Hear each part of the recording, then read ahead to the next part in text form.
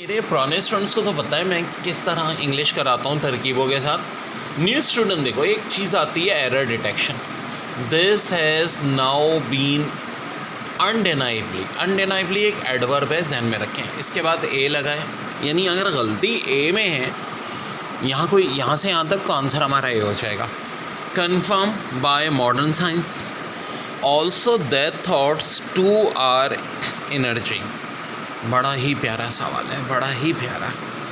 अब क्या करें, कैसे पता चले ग्रामर के? तो भाई इसका होता है इजाज़त मेथड। एक एक वर्ड से पूछो भाई इजाज़त लेके आ रहे हो नहीं। दिस हैज़ नाउ, देखो दिस एक सब्जेक्ट है, हैज़ हेल्पिंग वर्ब है, यहाँ तक तो बड़ा कंफर्म चल रहा है। मसला तो बीन का है भाई, बीन बड़ा परेशान करता है। ये हेल्पिंग वर्ब भी होता है, मेन वर्ब भी होता है। अब हमें कैसे पता चलेगा कि हेल्पिंग वर्ब के तौर पे यूज़ हो रहा है, मेन वर्ब के तौर पे हो रहा है?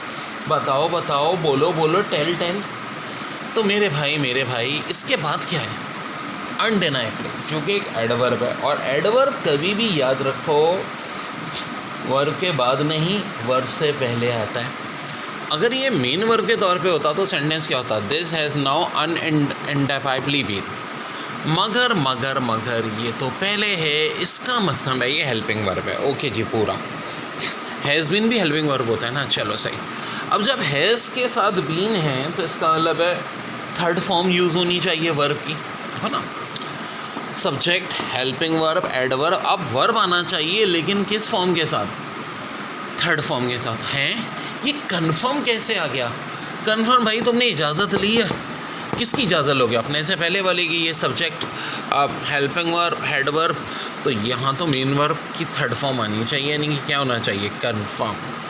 तो आंसर किस में आएगा? ऑप्शन बी में। मेरी तरकीबों से चीज़ बहुत हलवा हलवा हो जाती है बच्चों। देखें, बड़ा अच्छा है। Police are going death the thieves. अच्छा, इसमें बताता हूँ, ये इस तरह से था। ये पार्ट ए, ये बी, यहाँ सी, यहाँ डी। यानी कि इसमें कहीं एक मिस्टेक होगी, ए में या बी में या सी में या डी में, एरर डिटेक्शन। हम उसको टिक कर देंगे जी, आंसर ए या बी है।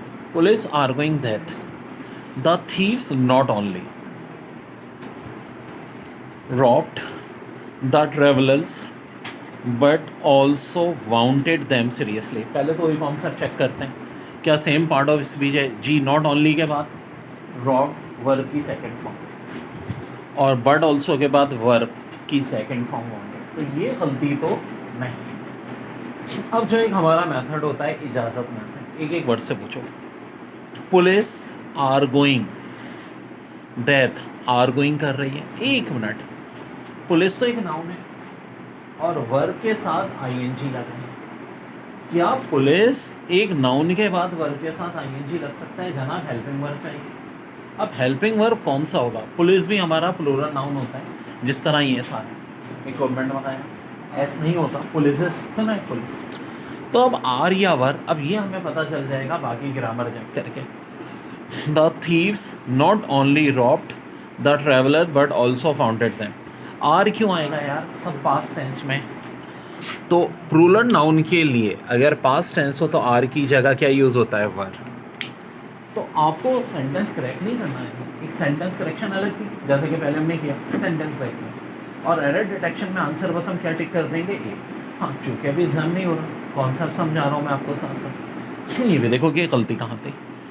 यहाँ पुलिस और आरगोइंग के दरमियान में क्या आना चाहिए? वर्ब आना चाहिए। और एरर क्या हो गया? ए। आंसर हमारा हो गया ऑप्शन ए। एग्जाम में बहुत अहम पोर्शन होता है sentence correction. Owing to the handle the heat protesting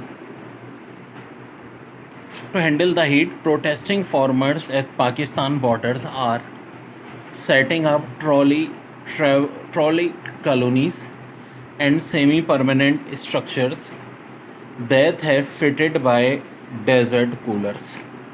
तो कहाँ एरर है? तो बिल्कुल स्टार्टिंग से देखते हैं। Owing to the